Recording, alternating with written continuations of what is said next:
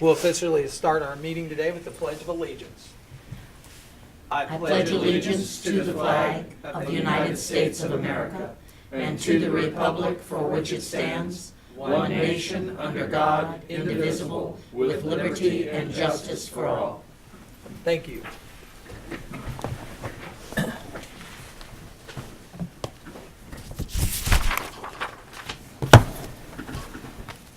This call to order for the Clermont County Commissioners meeting on this 27th day of February is now called to order. We'll start with item number B on the agenda, approval of the regular session minutes of 2/25/19. Commissioners, you've had those minutes in front of you and had the opportunity to review them. Do I have a motion for approval? I'll make that motion. Second. It's been moved and second. Any conversation or discussion? Judy? Mrs. Corcoran? Yes. Mr. Humphrey? Aye. Mr. Painter? Yes. Item C on our agenda is a presentation today by Jeff Harris, our county apiarist. And you are here, sir. Thank you for coming to the meeting this morning. Good morning, Commissioners. Thanks for having me. Morning, thank you. Morning. Morning. The A podium little bit of a delay. is yours. Okay, I was invited last year, and unfortunately, last year's gone. But with our program in the county and you continuing to support the county, apiary, great things in this county, actually. I've worked in this county and in this region for 15 years. We're up against pretty good problems, but right now, in this county, is really flourishing. We've gone from about 65 sustainable bee yards to probably almost 160. We have 2 to maybe 7 different sites where they actually reproduce the bees here locally, which is a huge event in this world, actually, globally. I'll get into that in just a second, but we're able to produce our own bees and our own honey in this county. You don't have to go outside that, and the product in this county is as good as anywhere. And I'm not just talking about the Clermont County, I actually go everywhere. There's going to be a new store open up in Owensville. I don't know if anybody's aware of it. It's at the old church. It's being revamped. It is going to be a bee store. They're going to teach classes. That gentleman also will sell bees. He's in between Clermont and Brown County. He'll have up to 300 to 600 colonies. I currently talked to him. He's got probably 50 local feral bee colonies for sale, which is just a wonderful thing. Now, there's been other salespeople. Bethel Feed sells equipment. Grant Stores sells equipment.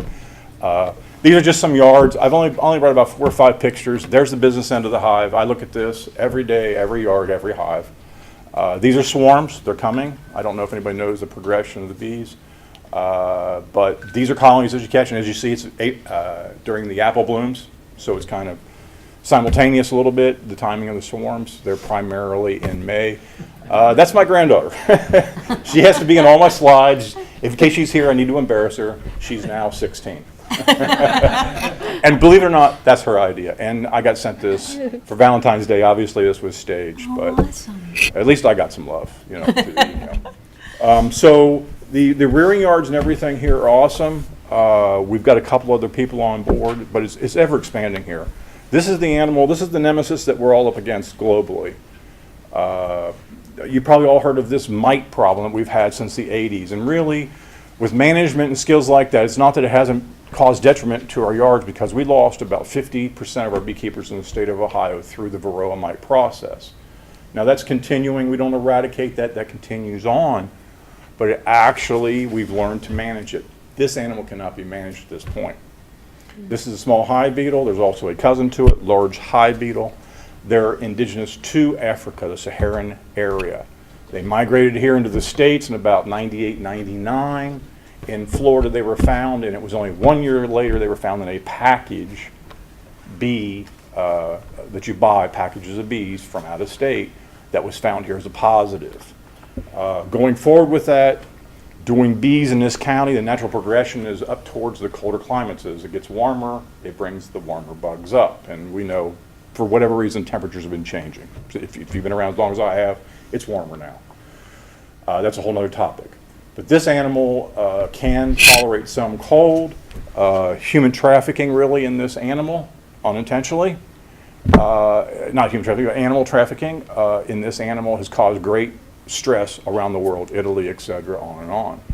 I'm in process with a couple other agencies I'm working with to nip this thing in the bud. Now, the positives of this animal have gone from 5 in the county about 6 or 7 years ago. I had 500 positives in this county alone last year. The county can't take that. It would be like ash trees. That's what would happen, left unguarded. Unchecked. And I'm not necessarily a guy. There's thousands of people on this project. It's just that I have an ability. I've reached out and partnered up with some folks. We're looking at this thing, controlling it internationally as well as local. So the good news is there something on the horizon to stop this horrendous approach? In the meantime, working with individuals in this county for such a long time and gaining their trust, they've really came on board to manage this animal and the other animals, and the beekeepers are well educated in Clermont County to prevail through this. We've had other bad hits. This is about as bad as it gets. And what is the particular damage that particular Right. bite causes? Okay, so that animal would be like having a Galapagos tortoise in your house. Okay, it's not going to bite you. It's not going to do any real harm. But in the meantime, it's your worst house guest ever. It's eating everything and defecating everywhere else, which causes a whole lot of sanitation problems. This animal can cause weak colonies, and then again, as they collapse, it goes on to stronger colonies, and that's the progression. Is we have had some decline in colonies due to this animal the last couple of years. They're called slime mounts. It's really a gross process. But being that in the analogy of the Galapagos Island or Galapagos tortoises, you can't do anything with it. It's just moving around like a tank. You can't do anything with it but chase it all day long, kind of like a Pac-Man game, but you don't win. And so the cycle rate on these is about 45 days, and they produce 200 to 300 eggs, which don't have a high mortality rate. They actually produce almost as many as they lay. So if you have 10 in 45 days, you have 2,000. Rough figures there, which a colony cannot possibly sustain. If you see 1, there's too many. If you see 10, it can be alarming. And so it's an educational process. And you can't stand there all day long with your fingers smashing these things and gain any leg up on these animals. So it's a big educational piece. The current species that is known well around the world that we've transported for our needs is the Apis mellifera. That's the big honey-producing docile bee. In its existence, it's never came across this animal. So without some assistance to humans, it's detrimental. It is, and it's going to happen. It's been difficult, but it's new on the scene. So we've been working with it for maybe 10 years through labs, things like that. Over in Africa, they have a different species. That different species actually manages this animal, believe it or not. And so that might be something in the future genetically, I don't know. But obviously, we've been importing that bee if it could produce honey. That's the promise of these people that are mom and pop bee outfits, is they need some return on their work. It's very hard work, and it's very hot work, heavy hot work. And so for them to keep going on, and we have only one large, really scale producer in Clermont County. He moves in and out with a lot of bee yards. He could have 600 one day and none the next. It's a forklift operation. They're primarily above I-70 in the state of Ohio because we had drought years here. It almost put them out of business. So they moved all their major operations above I-70 in the state for the water, for the precipitation. Now it's kind of recycling, but they got scared out of here, the bigger ones. And quite honestly, I'm glad, because I can't spend forever on one bee yard. There's 500 bee people I have to see in a year. So I'm just running as fast as I can. So is there other questions? I don't know if we went through the photos. Probably not many of them. There's a picture I want to see what the damage this animal does when you ask. I'd like to see that picture. It's probably next or before this, if you could bring that up. No, there it is. Can you enlarge that, please? Is there any way to cover the whole screen with this thing? Can you get bigger? Okay, so you asked me what this animal does. So this is from the oviposition, which is laying eggs in the comb, and it is this disgusting. This is how disgusting it is. If anybody knows what comb honey looks like, this is not it. You do not want to eat this unless you want a lot of protein. Okay? And it's disgusting. It's as if you left like a hamburger patty out in the sun for the flies. These are a form of maggot or pupa. And so that's one of the controls is during this mucus period, they cycle into the soil, they come back up as adults, fly back in hive or whatever hive that is susceptible. It's grosser than this. It really is. And I do bugs all the time and get my hands on all kinds of things, and this is pretty gross. Yeah. I have a picture of them writhing. I didn't bring that one. You get the idea, but yeah. And they're related to the flies and stuff like that, the diphtherias. So it's just a management thing. When it gets to this level, even before this, it's beyond threshold. This is now done. And so the problem with importing bees in here as packages is that they haul the pests and diseases into this area. So we might have sustainable bees, and these people have their heart and soul into these bee yards. They really do, into feral stock. It's endemic here. And when you bring things here, these packages, there's a better picture up there. When these packages come into this area, the mortality rate on package bees hauling them in is like 90% anyway. So you're going to lose the purchase that you made, but we're left with this on what we're trying to make a go of. And that just, again, we're producing bees in the area. That's just not well known. Owensville's the start at the bee yard. And then from there, there's other folks. They're just kind of quiet about it. They're not on any kind of solicitor page or anything. Is there any other questions? Can I help anybody else? No, thanks for coming. All right, thank you very much. Thank you. Thanks for coming. Thank you.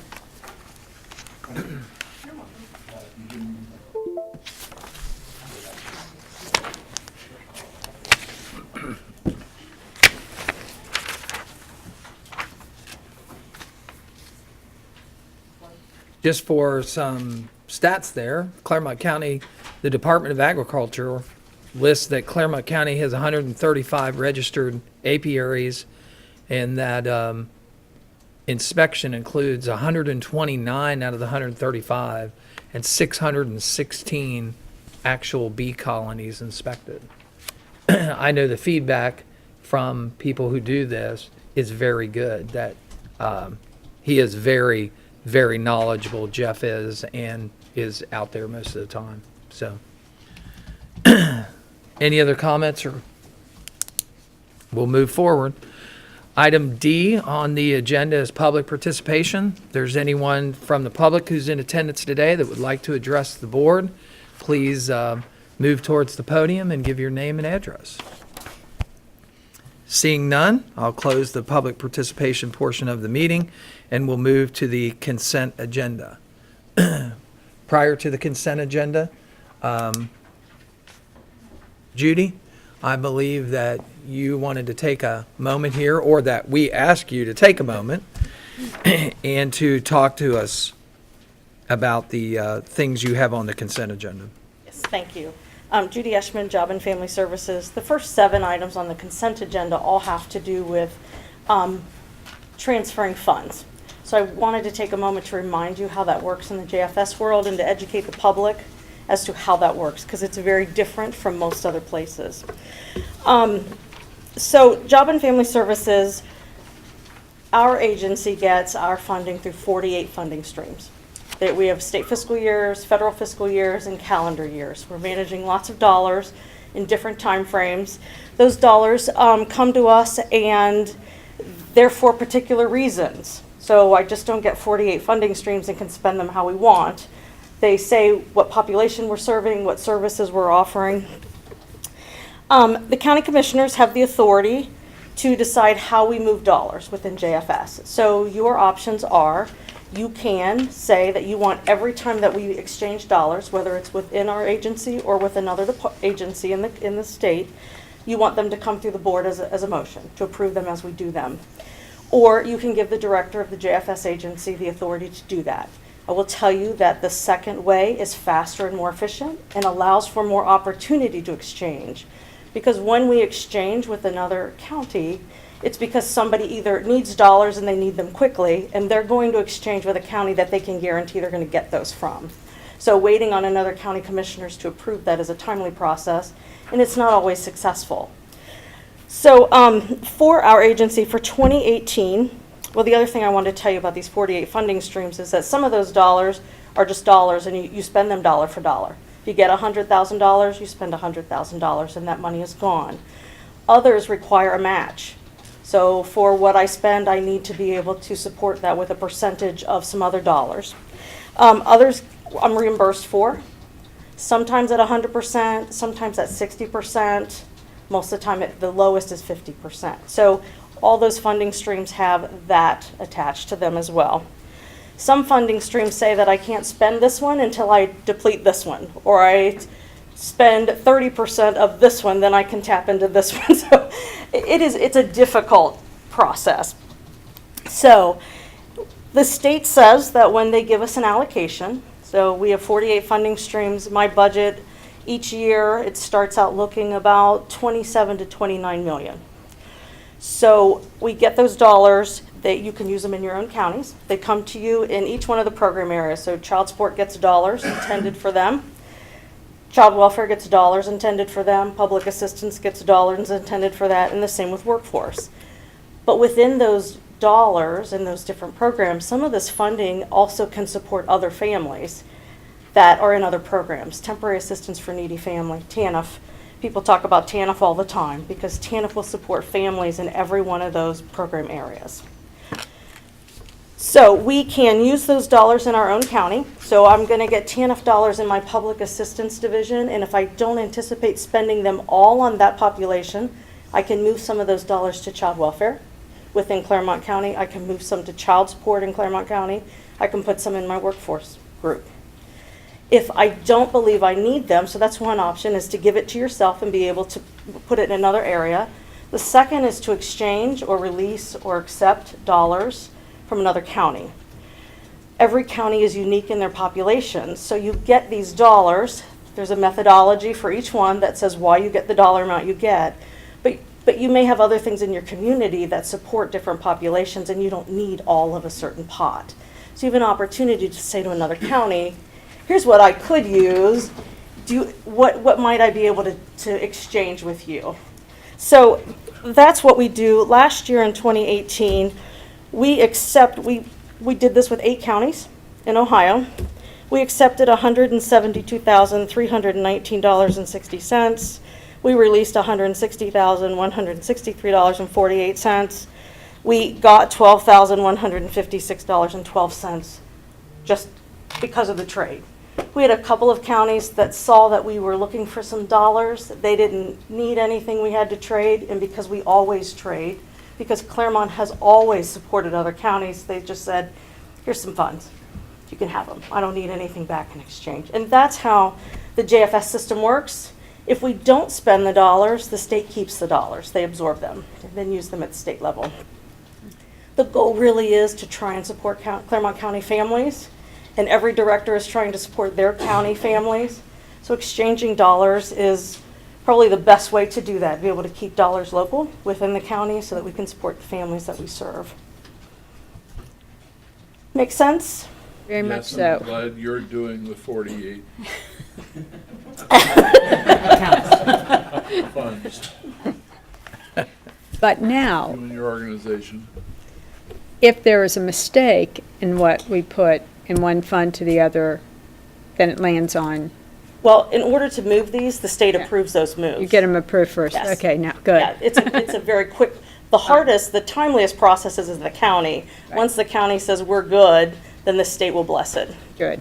Yeah, so there's never been an issue where Right. monies weren't where they needed to be. Judy? Anything else? Thank you. You're welcome. you. Thank you. Thank you. Item number E is for consent agenda. You have had the consent agenda provided in draft form earlier this week. Are there any items that you would like to have removed from the consent agenda for further discussion or consideration? None. Then I'd ask for a motion to approve the consent agenda as presented. So moved. I'll second. Been moved and seconded. Roll call, Judy? Mr. Humphrey? Aye. Mrs. Corcoran? Yes. Mr. Painter? Yes. Then we will move to page 4 on the non-consent agenda. Item number 10, please. This is a recommendation that the Board of Clermont County Commissioners adopt resolution number 019-19, resolving to approve payment to vendors in the total of $1,088,900 $824,477.54 as set forth in the BCC approval invoice reports for the checks dated February 27th, BCC directed prepaid invoice reports, vendor invoice list reports, items paid by fund and check date range report, or procurement card transaction reports presented by the county auditor on 2/25, and further authorizing the county auditor to issue warrants for the same pursuant to Section 319.16 of the Ohio Revised Code. Do I have a motion to approve item 10, please? I'll make that motion. Second? Been moved and seconded. Any further conversation or discussion? Roll call, Judy. Mrs. Corcoran. Yes. Mr. Humphrey. Aye. Mr. Painter. Yes. Item 11. Morning, Lyle. I'm Lyle Bloom, Director with the Clermont County Water Resources Department. Item number 11 is a recommendation to award the bid for the maintenance and repair of auxiliary generators for the Clermont County Water Resources Department. This is pursuant to the specifications to Daniel Crockett, doing business as Quad County Service and Repair out of Sardinia, Ohio, for their lowest and best bid received on January 17th, 2019, for a total estimated cost of $153,704.02, and to execute the contract relative thereto effective February 27th, 2019 through February 26th, 2022, pursuant to and in compliance with the terms and conditions set forth therein, and award of bid therefore, and contingent upon the release of the required purchase order. So this is for routine maintenance on, we have 80 generators located at lift stations and then at our water and wastewater treatment plants. So this is routine maintenance on those, as well as load bank testing on selected ones. It's a 3-year contract as well. So they have selected generators that they do each year. And that routine testing is done in accordance with manufacturer's recommendation. Correct. Yes. You have heard the reading of item number 11. Do I have a motion for approval? So moved. I'll second. It's been moved and seconded. Any further conversation or discussion? Roll call, Judy. Mr. Humphrey. Aye. Mrs. Corcoran. Yes. Mr. Painter. Yes. Item number 12. Item number 12 is recommendation to execute an amendment to the contract for minor public improvements between the Board of County Commissioners and Daniel M. Schroyer, doing business as Fire Hydrant Repair LLC out of Springdale, Ohio, which was previously ratified by the county administrator on October 2nd, 2018, and represents an increase in the amount of $23,500 for additional fire hydrant repairs for a total revised contract amount not to exceed $48,500, with all other terms and conditions of the original contract remain in full force and effect and contingent upon the release of the purchase order. So the original contract was for $25,000. They've repaired about 43 hydrants under that original contract. So this will just increase the dollar amount and allow them to do additional repairs. We currently have about 62 hydrants that are out of service throughout the county. We have our staff that's doing repairs, and then we're using this company to help supplement them and help us get caught up on the out-of-service hydrants. You've heard the reading of item number 12. Do I have a motion for approval? I'll make that motion. Second? It's been moved and second. Any further conversation or discussion? Lyle, just for this discussion, talk about the repair of those. How in-depth can this company, can they They dig can these do a up, full do everything? replacement. We're not using them to do complete replacement. If a hydrant is needs to be completely replaced, we're using our staff. Okay. So they are typically doing just rebuilding the top assembly, and they have a fixed price for that. And then if they need to remove the stem and replace the valve in the bottom, they've got a separate price for that. So what we're using them for is just rebuilding the whole hydrant assembly. Okay. But if you had to put in a new curb valve or something, then your Or- folks would do that. yes, They correct. do the excavation process. Any further conversation or discussion? Roll call, Judy. Mrs. Corcoran. Yes. Mr. Humphrey. Aye. Mr. Painter. Yes. Item 13. Thank you. Good morning, Commissioners. Adele Evans, Assistant Director, Community and Economic Development.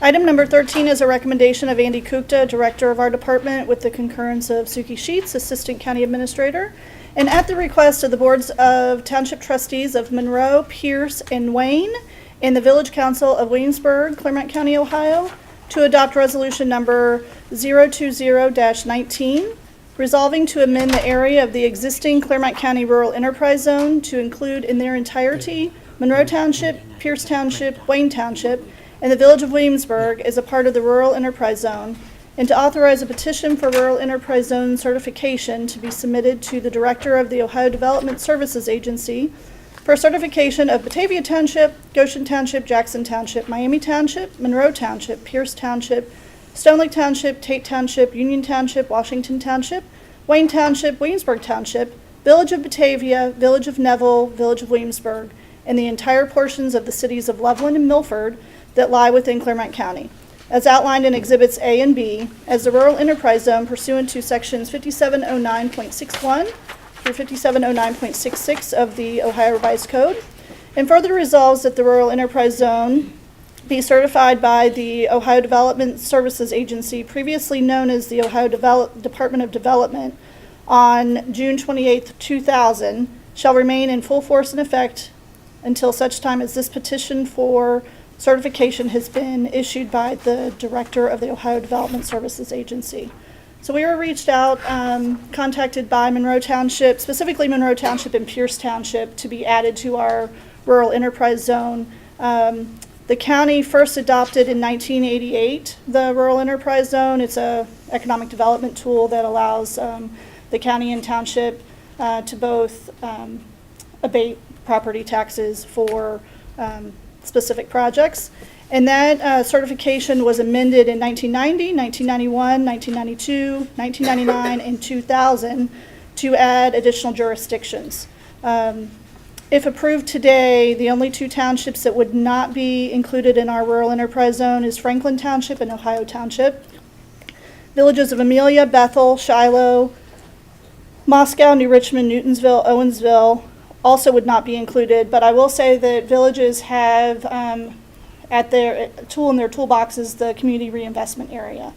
But all jurisdictions that are currently not in our Rural Enterprise Zone were notified that we were looking at asking for board approval for recertification. So they had the opportunity to pass a resolution like these townships and the Village of Williamsburg for their annexed areas to be included. Felicity did ask to be included, but during our review, we realized that they now have a municipal income tax, and because of that, they have to have an agreement between the village and the school district. So we are going to work with the village on that. So we probably will be submitting this for another recertification to the board once we have those discussions with the Village of Felicity. You've heard the reading of item number 13 to expand the rural enterprise zones. Do I have a motion for approval? So moved. I'll second. It's been moved and second. Any further conversation or discussion? I know in my particular case, I asked the question why, any township would not want to be included in the rural enterprise zone. And Adele's graciously explained to me that, it's upon their request and that they could request if they wanted to be. So satisfied with that. Any further question, comment? Roll call, Judy. Mr. Humphrey? Aye. Mrs. Corcoran? Yes. Mr. Painter? Yes. Item number 14. Item number 14 is also a recommendation of Andy Kukta, the director of our department, with the concurrence of Suki Sheets, Assistant County Administrator, to adopt resolution number 021-19, resolving to accept the recommendations of the Clermont County Tax Incentive Review Council subsequent to their annual review of the active 2017 Enterprise Zone, Community Reinvestment Areas, and Tax Increment Financing Agreements, as stated in Exhibit A, pursuant to and in compliance with Section 5709.85 of the Ohio Revised Code. Our Tax Incentive Review Council met on December 4th, 2018 to review the active 2017 agreements. All active agreements were recommended for continuation. Of the items that were reviewed, we had 11 enterprise zone agreements that were reviewed. 10 of those were active. One expired at the end of 2017. 4 CRAs were reviewed. 2 of those are county CRAs in Union Township, and the others are the City of Milford and the Village of New Richmond. And then the TIRC also reviewed all of the TIF districts that are located in 9 jurisdictions throughout the county. You've heard a reading item number 14. Do I have a motion for approval? I'll make that motion. Second. It's been moved and seconded. Any further conversation or discussion? Roll call, Judy. Mrs. Corcoran? Yes. Mr. Humphrey? Aye. Mr. Painter? Yes. Thank you. Item number 15. Thank you, Adele. Good morning, Commissioners. Morning. I am Terry Brandenburg, Human Resources Coordinator, and today I'm bringing, with the concurrence of Thomas J. Eigel, County Administrator, a request to authorize their preparation and processing of record-only personnel actions for all eligible employees under the jurisdiction of the Board of County Commissioners to reflect the salary wage increases based on merit performance evaluations and calculations as prepared for the evaluation period of January 1st, 2018 through December 31st, 2018, and further to direct all departments under the jurisdiction of the Board of County Commissioners to prepare the munis entries accordingly in and as it relates thereto with the respective increases as outlined in the matrices attached thereto and made a part thereof to be effective as of December 17th, 2018. You've heard the reading of item number 15. Do I have a motion for approval? So moved. Second? It's been moved and seconded. Any further conversation or discussion? Roll call, Judy. Mr. Humphrey? Aye. Mrs. Corcoran? Yes. Mr. Painter? Yes. Thanks, Terry. We'll go ahead and take these two add-ons. Sure. Okay. Yeah. Board, you have two add-ons in front of you. One is for Department of Community and Economic Development, Resolution 02219. And the other is for the Department of Public Safety Services, Extension Number 1 to the contract with Buckeye Power. Do I have a motion to add these two add-ons to the current agenda? So moved. Second? Been moved and second. Any further conversation or discussion? Judy, roll call. Mr. Humphrey? Aye. Mrs. Corcoran? Yes. Mr. Painter? Yes. We'll take the proposed add-on for Department of Public Safety Services, Extension Number 1 first. Morning, John Kiskaden. Thanks for squeezing me in. John Kiskaden, Director of Department of Public Safety Services. On my recommendation, with concurrence of Thomas J. Eigel, County Administrator, to execute Extension Number 1 to the contract for services for maintenance and repair services for the generators located at the Clermont County Tower site by and between the Board of County Commissioners and Buckeye Power Sales. Previously ratified by the Board of County Commissioners on 2/29/16 and sequentially amended on 6/13/2016, 8/10/2016, and 1/17/2018 for an additional period of 1 year in concert with the cost detail sheet identified as Exhibit A.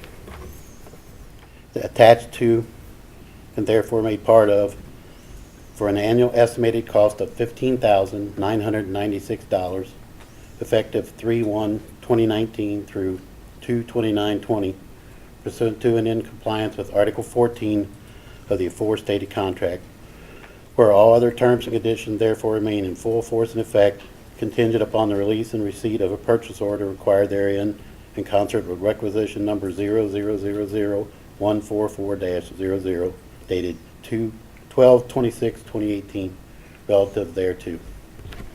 And these are quarterly maintenance contracts for our radio tower sites. We have 11 sites, and some of those sites are over 20 years old, so making sure we maintain those generators is, Board, you've heard the recommendation of John Kiskaden with the Department of Public Services for Extension Number 1 to the contract for maintenance and repair services for generators located at Clermont County Tower site. Do you have a motion for approval? I make that motion? Second. It's been moved and seconded. Any further conversation or discussion? Roll call, Judy. Mrs. Corcoran? Yes. Mr. Humphrey? Aye. Mr. Painter? Yes. thank you. Thank you, John. Good morning. Morning. Gupta, Director of Community and Economic Development. Before we read the item, we have a little PowerPoint to describe and talk about it today. Turn your attention to the screens. What this item is, it's going to be asking for approval for a resolution from the board to support an infra grant. And that stands for Infrastructure for Rebuilding America grant. And this is to get a big project done. It's a big deal. It's basically to finish all the work in the Eastgate area on State Route 32. And if you look at the slide up there, you see the kind of three symbols there. Those are the three remaining traffic lights. Those would all be eliminated. We have the new interchange at Buxton that would also be put in. Third lane westbound on 32 that would be put in. Extension of Klepper Lane is actually already funded, but that's getting wrapped into this project overall. So you would have also limited interchange off and on access to Glenesee-Whithamsville, but there would be no more traffic signals on 32 before you hit Bower Road by the hospital. So this has been a big deal. We've been working towards this for a very long time. This has been part of the Eastern Quarter plans in some form or another for decades. Commissioner Humphrey probably can say exactly how long. I'm not sure myself. But it's a big deal, and we're pretty excited about this application being submitted. Any questions on this page? No, just talking about that for a second. I mean, this really starts to give the option of being able to hit this thing full force, and instead of the lag in funding, allowing the construction to continue out over a 12-year period. So one of the things that's very, very expensive in a construction contract is when you're really held back from working in all areas of a project at one time, and you have restricted access, and that's why this infra grant would be a good thing. Well, and I know that everybody has seen about the discussions going on right now in Columbus about the potential tax increase for gasoline sales in Ohio, and how our transportation program in Ohio has not been funded adequately for a long time, and that's why they're looking at a really big increase on that sales tax on the gasoline. And so the money hasn't been there from the state to do major projects, let alone keeping up the system that we have. So that's why they're having that discussion. But that's one of the big sources of funding that we've always had at the local level is state funding through various programs. And the federal government hasn't really been consistent with their funding either. So what it's been is broken up into multiple smaller projects, as small as you could basically break them up over time, and we've been piecemealing them in as we go. But some of these last ones that have to get done, that are those in the blue there, 5 through 9, those were still not yet funded. And that was to be funded, and some of them were bigger pieces. That Olive Branch Stone interchange with the rerouting of Buxton to tie right into it, that was a $25 million project. So that was going to be difficult to fund with the types of programs that we had access to. But now that this grant came along just a couple months ago, it's a great opportunity for us. This is federal funding. Well, and that's the next slide. Okay. So this is funding. So the total project cost at the bottom there is $95.5 million. And that's to get everything done that you saw on the previous slide. And it takes a lot of funding streams, a lot of funding partners to get that done. We kind of showed the flow of funds and how the flow of commitments has to happen. At the very top, you have local sources of $7.9 million. And that's a variety of local partners: Clermont County CIC, the commissioners, Union Township, county engineer, the TID. And that's kind of the first level of commitments that have to be put out there. And then what happens is we go after some state funding, which is the next block of $1.7 million. Going to go after a TID grant that's through the state, Jobs and Commerce. 629 road work, Governor's Office of Appalachia road work grant, $500,000 there as well. And then 2 state sources are in the next block of $15.7 million. And these are only utilized if the actual project proceeds. I think we kind of have a soft commitment at this point that these funds will be available if we get awarded the grant. So that's another block of money. And then the last block you have is the federal, which the infra is the single biggest at $47.7 million. And then you have some other federal funds that flow through OKI at $22 million. So it took a lot of maneuvering to get the different funds to make sure we have the 80-20 federal local match. You can't spend more than a certain amount of the project with the infra dollars, so that was another consideration as well. So it took several versions to put the funding plan together. One of the big selling points that we feel like we've got the federal legislative priorities are kind of aligned with us right now. I don't want to say too many positive things because I'm fearful of jinxing ourselves. But right now, at the federal government, in the Trump administration, there's a lot of focus on bringing more economic opportunity to all parts of Appalachia. And the entire 32 corridor, including Clermont County, runs through Appalachian, Ohio, and you see the biggest block of consistently high unemployment rates are running right through the middle of that. So whenever you look any given year, you can look at what the unemployment rates were over the course of a year, and that block is always the highest and it's the single largest. So there's a focus on bringing more economic opportunities to those parts of the country, and we feel that that is going to resonate very well with the folks in DC. And Andy, when you talk about those opportunity zones that are located along that, Yep. the number of those and the acreage of available properties? Yeah, so this next slide is another thing that's a big deal for the federal government in particular. This program was created under the Jobs and Tax Cut Act a year or two ago under the Trump administration. The Opportunity Zone program is located on certain specific census tracts. You can see them highlighted in that pinkish color there.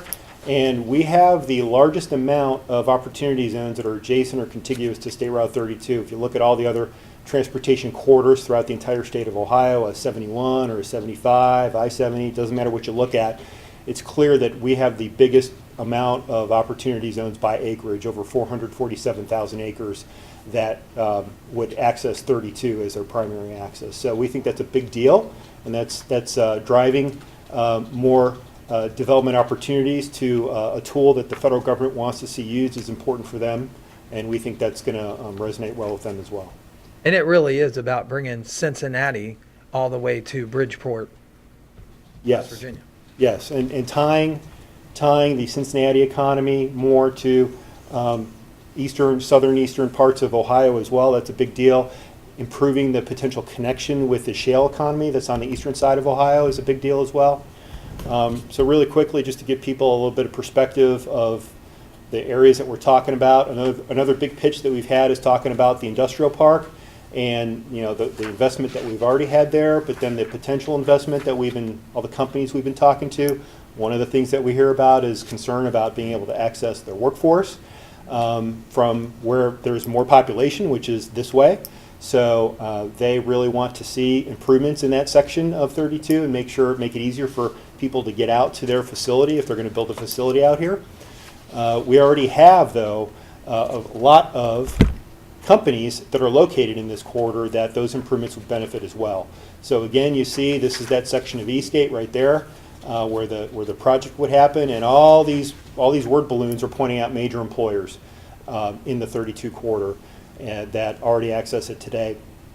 And you see there's 7,000 employees just from those that we counted up that are using 32 every day and having to deal with that congestion. So we think we've got a good case for increasing the vitality of an existing employment corridor that is an important access point for our only full-service hospital, both of our campuses of University of Cincinnati, our industrial park, and our airport. So all those things combined, existing businesses, the potential for growth out east, we think we've got a very strong case, and I know that there's been discussions already with state and federal legislators, and there's a lot of excitement about it. And we're getting a lot of letters of support.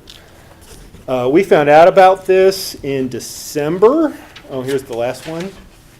So that's part of our pitch as well, is the fact that not only is South Afton Industrial Park the only Site Ohio certified site in Southwest Ohio, and that's important because Jobs Ohio is really wanting to pitch these sites that are officially shovel ready. But then just 7 miles to the east is the Mount Orab mega site, and that's the only mega site in Southwest Ohio that's on the market as well. So there's big projects that come around every once in a while that are looking for 500 acres or 1,000 acres, and that Mount Orab mega site is the only one that's out there today that can be submitted for those. And I know Bruce Lunsford in Mount Orab he's submitting for big projects all the time. He doesn't really compete with us. He submits only for 200 acre or larger projects. And one of his big sticking points is that access to that workforce going through 32. So we've already got his letter of support. We got letters of support from Brown County, Adams County. I think as of this morning we had, not including Portman, Brown, all our U.S. congressmen going all the way over to Athens, Ohio. Not counting those because I haven't seen all the copies of those, but the ones that Adele and I have been working on over the past few days, we've got 19 or 20 letters of support back from communities, from companies, You see Clermont, I should get one from Mercy Hospital today, so TQL got us one, Huhtamaki got us one. So there's a lot of need out there, and companies have been partnering up with us. So, any other questions on the project in general? Oh, I do have a timeline. Andy, can you talk about when we first found out about this and then just the timing of that? Yeah, so the federal government released the notice of funding, which basically you can't really start on an application until the notice of funding is released, December 21st, right before the holidays. The state of Ohio can submit up to 3 applications statewide. They did not choose their 3 applications. The State Department of Transportation did not, because they were waiting for our new governor to get sworn in and select a new director for the Department of Transportation, which happened mid-late January. So we only found out about our project being selected as one of the 3 that ODOT is going to submit statewide 3 weeks ago at this point. So we've all been scrambling. Our staff, GIS, Adele, Allison, myself, we've all been working very hard to help out with the application, because a big component is the economic development impact that this would have. And that's something that we're better suited to, I think, produce those parts of the application narrative than maybe folks that don't deal with that every day. But we've also been helping out with mapping, and it's been a lot of work. County engineer staff has been working on it too. It's going to be a co-application with the TID. So there's been a lot of people working on this, and it's been a group effort. It's a great thing, and I appreciate your leadership. I do have rough timing. So if the grant has to be submitted next week, we actually, in all practicality, it has to be done tomorrow. Yeah, tomorrow, and it gets sent up to Columbus Central Office on Friday, their final review before they upload it to the federal system. But it has to be uploaded to the federal system by March 6th. If we are awarded the grant, we will be notified by the end of this year, November, December. And if that happens, construction could start mid-2021 Okay. is when it would start, and should be finished by sometime in 2026. So it's a lot of work. It's going to have to be You said phased it out. would start about when, 21? Mid-2021.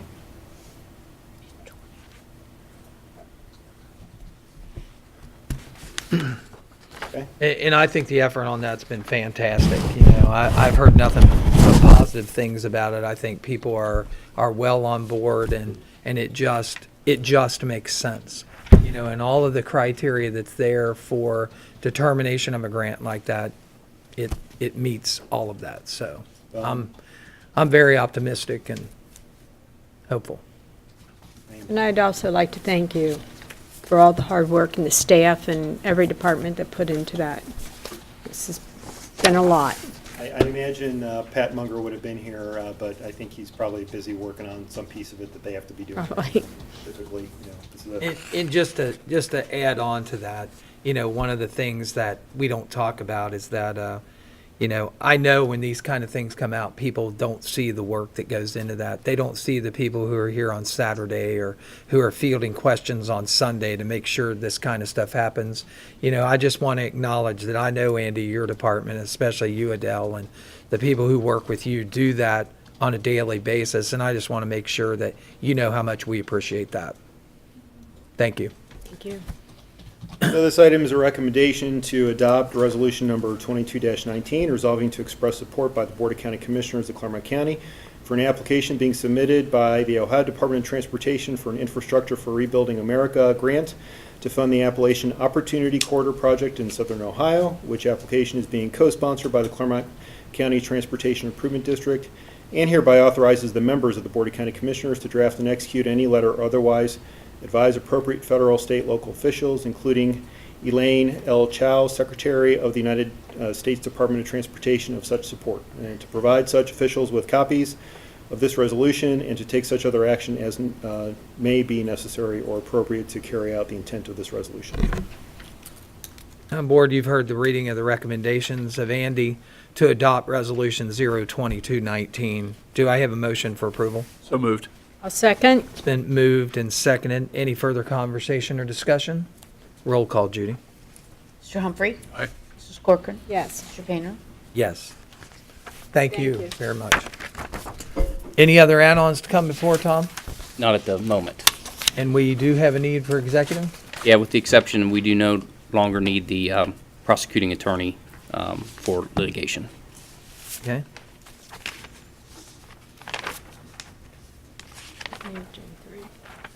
Which one of the Gs? G3 is So ready. we'll just need G1. G1. Mhm.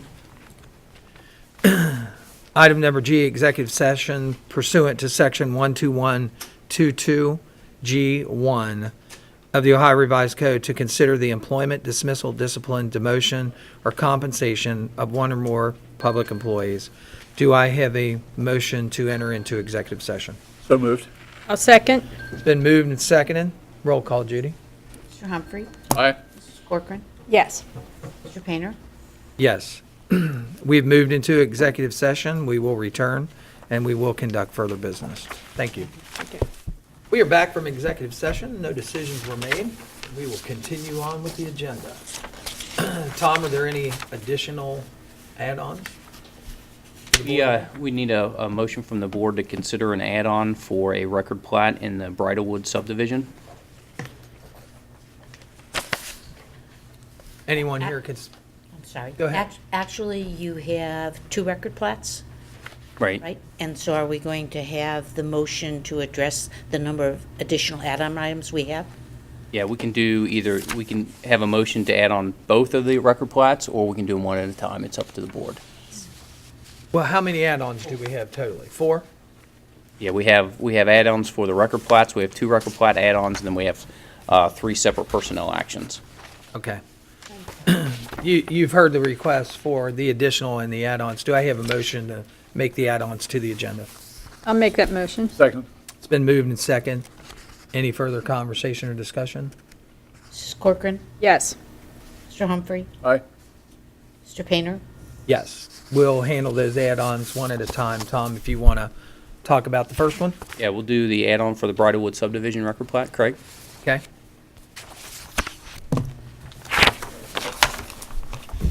Good afternoon, Craig Reisner, Clermont County Engineer's Office.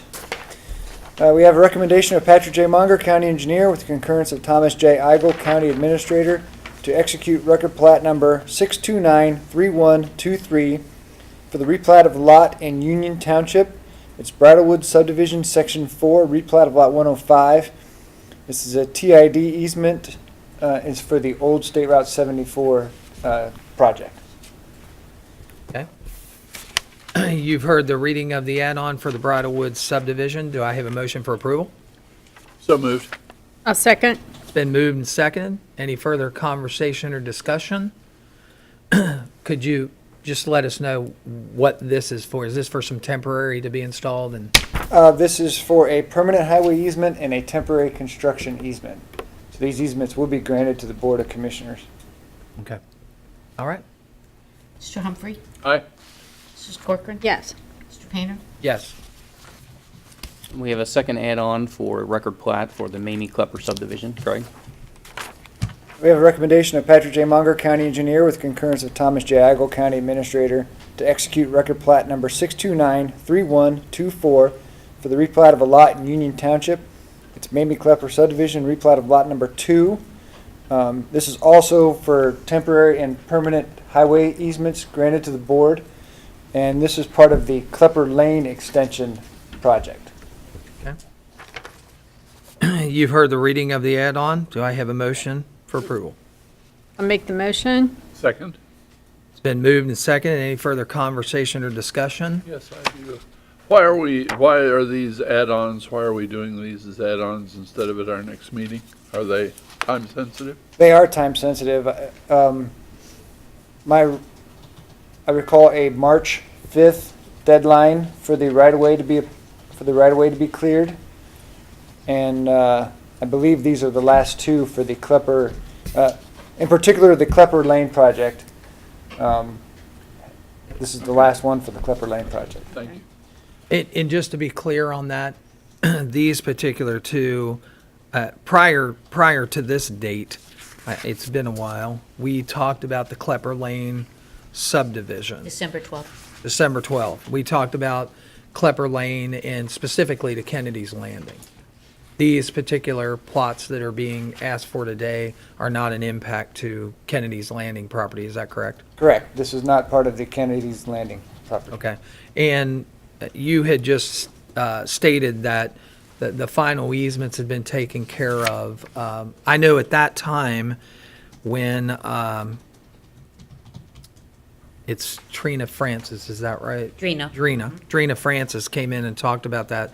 There were a few items that still needed to be taken care of where they had discussed that here in open session. Are you aware of any conversations going on about that or if that's been resolved? I am not aware if that's been taken care of or not. Okay, okay. Just wanted to make sure because I know you had said these are the last of the easements and I believe that one is still out there. It's quite possible. I'm not sure. Okay, no problem. No problem. Thank you. Any further conversation or discussion? No. Roll call, Judy. Mrs. Corcoran. Yes. Mr. Humphrey. Aye. Mr. Painter. Yes. Thank you. Thank you, sir. And we have a personnel add-on, personnel action add-on in the Clermont Transportation Connection for Kelly Preble, a vehicle operator admin leave, non-disciplinary with pay, and that's effective 2/26/2019.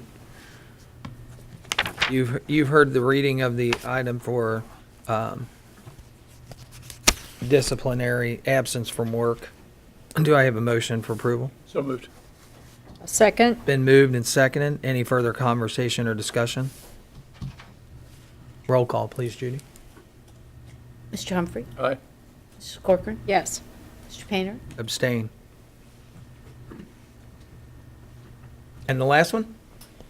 We have two more. Two more? Board of County Commissioners, Yvonne Smith, the board approved the salary action on 2/25, and we have to modify the date that it is effective. It should have been 12/17/2018, so that the merit pay coming within the next few days is on top of that salary increase.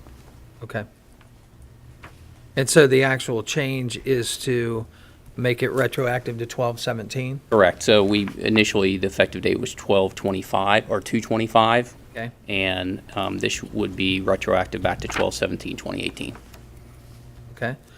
You've heard the explanation for Yvonne Smith's salary action. Do I have a motion for approval? I'll make that motion. Second. It's been moved and seconded. Any further conversation or discussion? Roll call, Judy. Mrs. Corcoran. Yes. Mr. Humphrey. Aye. Mr. Painter. Yes. And our final personnel action are for the operations supervisors and the laboratory supervisors in the Water Resources Department. I won't read through the names, and this is for salary increases. Again, these will be effective 12/17/2018, with the exception of Ryan Hancock, who his effective date will be 2/4/2019. You've heard the explanation of the salary actions. Do I have a motion for approval? So moved. A second? Been moved and seconded. Any further conversation or discussion? Judy? Mr. Humphrey. Aye. Mrs. Corcoran. Yes. Mr. Painter. Yes. Are there any other business to come before this board today? No, sir. Then I will entertain a motion to adjourn. So moved. I'll second? Been moved and seconded. Roll call, Judy? Mr. Humphrey. Aye. Mrs. Corcoran. Yes. Mr. Painter. Yes. Clermont County Board of Commissioners meeting for February 27th, 2019 is hereby adjourned. Thank you for joining us today, and have a great day.